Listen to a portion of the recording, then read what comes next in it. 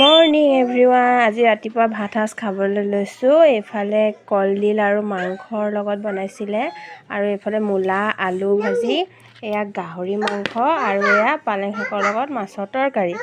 আজি ৰাতিপুৱা সাজ এয়াই।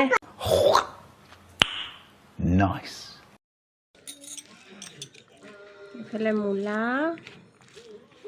গৰম ভাত, একদম গৰম মূলা তৰকাৰী, মজা ভুজিয়া।